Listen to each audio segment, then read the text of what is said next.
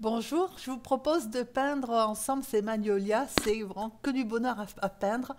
C'est fractionnable, hein, c'est-à-dire qu'en fait, on met 3 heures à peu près pour peindre tout, mais moi je l'ai fait en plusieurs fois, c'est-à-dire qu'on peut peindre une fleur, etc.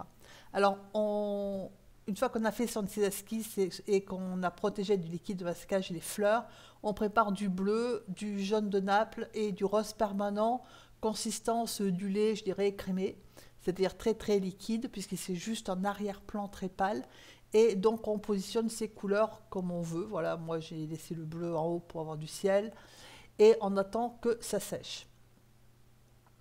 Une fois que c'est sec, j'ai mélangé du jaune, jaune Windsor, avec du bleu de cobalt. Alors j'ai un petit peu de jaune auréolin, voilà, vous mettez un ou deux jaunes.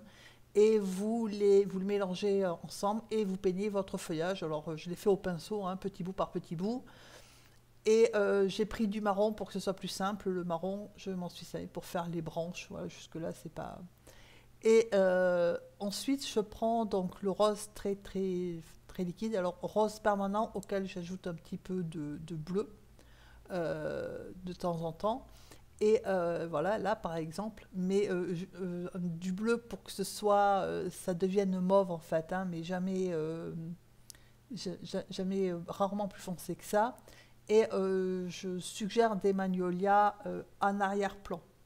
Voilà. Alors qu'on soit d'accord, je suis bien consciente que les feuilles de magnolia, c'est bien plus gros que ce que j'ai fait, sauf que à l'arrière, c'est pas forcément que du magnolia, et puis que j'avais pas envie de faire des grosses feuilles. Voilà, donc j'ai j'ai pris ce qu'on appelle une licence artistique, c'est-à-dire que j'ai failli les feuilles comme j'avais envie de les faire. Voilà. Donc alors ça c'est au niveau des feuilles, donc ça se fait très facilement, il n'y a pas vraiment d'ordre, hein, il faut juste équilibrer les couleurs. Voilà, vous faites votre feuillage comme vous avez envie de le faire. De la même façon, vous avez remarqué que les fleurs, j'ai pas dessiné les branches avant, hein, je les fais comme ça selon le moment où, voilà, selon l'inspiration du moment. Après, il faut équilibrer pour que ça soit à peu près cohérent. Alors, pour la fleur, les fleurs, en fait, j'ai utilisé principalement du rose permanent avec parfois un petit peu de bleu. Voilà. Donc, on va voir comment faire en détail, donc pétale par pétale. Donc, il y a deux solutions. Soit vous faites comme je fais là, c'est-à-dire que vous commencez à sec, et puis donc vous mettez les couleurs là où vous avez envie qu'elles soient, hein. Donc, ça va du mauve au rose pâle, et puis jusqu'au blanc. Donc vous positionnez les couleurs comme vous avez envie de les mettre et ensuite vous, vous rincez votre pinceau, vous l'essorez, hein. Chaque fois que je lève le pinceau, c'est pour aller le rincer et l'essuyer sur un chiffon. Voilà, on voit bien qu'il y a deux mouvements, hein. Un vers la droite c'est l'eau, un à la gauche c'est le chiffon. Et ensuite on estompe de manière à donner alors moi les magnolias que j'ai, parce qu'il y en a que j'avais en photo, ils étaient comme ça, c'est en fait ils avaient du mauve, hein, et ils allaient vers le blanc. Le magnolia, il y en a plusieurs couleurs, il y en a qui sont carrément roses, il y en a qui sont blancs, il y en a qui sont rose pâle. Voilà, après vous mettez le magnolia, enfin la couleur que vous avez envie de mettre. Et donc en bas, hein, sur le cœur de la feuille, c'est du vert et ensuite que je mélange au marron de manière dans l'humide, hein. Enfin, j'ai pas mouillé le papier avant, mais comme le rose est posé, je mets le vert dedans. Le vert, quand il est posé, je tire le marron dedans. Et du coup, vous avez pas de séparation nette entre les trois. Voilà.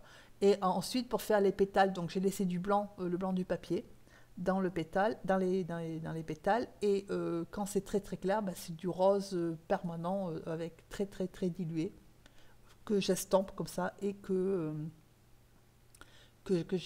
enfin, étaler, c'est pas bien joli, mais c'est ça en fait, que j'étale au maximum.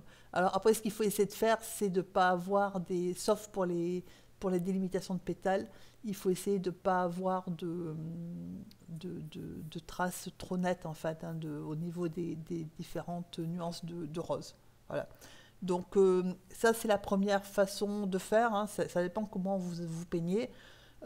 Donc vous partez à sec, vous posez vos couleurs et ensuite vous en ajoutez ou au contraire vous estompez avec le pinceau propre et essoré. Surtout essoré parce que si vous amenez de l'eau, ça va vous faire des auréoles en fait. Voilà, donc alors je vous ai mis la photo de référence hein, avec à côté de l'esquisse. Voilà, donc là je vous montre comment j'ai fait les feuilles, hein, c'est de façon très simple, hein, voilà, c'est des petites traces vertes par-ci par-là. Euh, donc alors la photo de référence, je m'en suis servi partiellement parce que si vous regardez la photo et ce que j'ai dessiné, il y a des magnolias, il y a des fleurs qui viennent de la photo et il y en a d'autres où voilà, j'en ai dessiné d'autres à partir de celles que j'avais sous les yeux, donc de la photo parce que voilà, je préférais, enfin ça me plaisait mieux comme, comme ce que j'ai dessiné. Mais au bout d'un moment, pour peindre, alors c'est vrai que les deux, trois premiers, on les fait avec le modèle. Et après, honnêtement, je les ai peints comme j'avais envie de les peindre. Alors ça, c'est l'autre façon de faire, c'est en humide.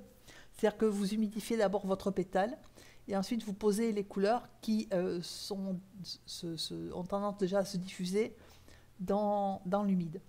Par contre, ce qui ne change pas, c'est qu'il faut rincer le pinceau et l'essuyer, hein, de manière à pouvoir diffuser la peinture là où on a envie qu'elle soit. Parce que si vous n'estompez pas les bords, hein, vous aurez quelque chose de très dur, de très net. Et pour une fleur, c'est pas, pour un pétale de fleur, c'est pas forcément ce qu'il faut. Et si vous apportez de l'eau, ça va faire des auréoles parce qu'à un moment donné, ça va aller mordre sur ce qui est déjà peint et ça va vous amener des auréoles. Voilà. Donc, il n'y a pas une façon meilleure que l'autre hein, pour le faire. Il y a deux façons de faire selon ce que vous préférez. Voilà. Et puis selon aussi l'humeur, parce que moi, j'ai commencé les premières à sec. Hein, et puis ensuite, j'ai continué parce que je l'ai fait en plusieurs fois.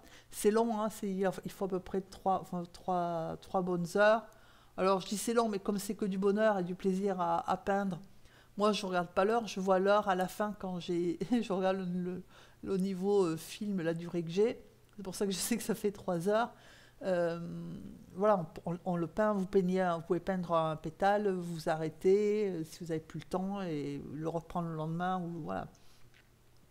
Donc c'est pour ça que je dis ça dépend aussi de l'humeur. Moi, il y a des moments j'ai commencé dans le sec et puis j'ai fini plutôt dans l'humide. Euh, voilà, il faut faire ce qui est le plus instinctif, je dirais, sur le moment et ce qui vous parle le plus sur le moment. Voilà. Donc là, en fait, vous voyez que je fais mes petits mélanges de couleurs tranquilles avec mon bleu, mon rose. Alors le vert, je répète, c'est du jaune avec du bleu. À un moment donné, mais pas encore là, j'ai rééquilibré un peu, c'est-à-dire que je suis allée chercher un peu de vert olive parce que je trouvais que le vert qui était là, il était trop jaune, enfin, voilà, ça tire un peu trop vers le jaunâtre et ça me... Voilà. Du coup, je suis allée chercher du vert olive que j'ai mélangé. Alors par contre, il ne faut pas l'utiliser pur. Je l'ai mélangé avec un petit peu de bleu de cobalt pour avoir du vert un peu plus foncé et un tout petit peu de jaune clair quand même pour bien intégrer mon vert olive. Hein. Mais l'objectif, c'était plutôt de le mélanger avec du bleu de cobalt pour avoir un vert un peu plus soutenu que ce que j'avais déjà. Par contre, il ne faut pas mettre du vert trop foncé parce qu'on est au printemps. Et même si le magnolia, il fleurit d'abord, il a tendance plutôt à fleurir d'abord et à mettre les feuilles après, la végétation qui est autour, c'est des feuilles de printemps, donc c'est rarement du vert très foncé au printemps. Voilà, donc là, la couleur que j'ai foncée, le mauve, c'est du rose permanent avec du bleu de cobalt. Et en sachant que les nuances de rose que j'ai, c'est juste en fait le rose permanent qui se modifie soit avec la quantité de pigments, c'est-à-dire plus ou moins dilué, et ou, ça dépend, avec plus ou moins de bleu, hein, puisque quand c'est du mauve comme ça, donc là on voit bien que ça tire plutôt vers le violet, ça veut dire que j'ai mis un tout petit peu plus de bleu, et quand ça tire vers le mauve, c'est qu'il y a plus de rose que de bleu. Voilà.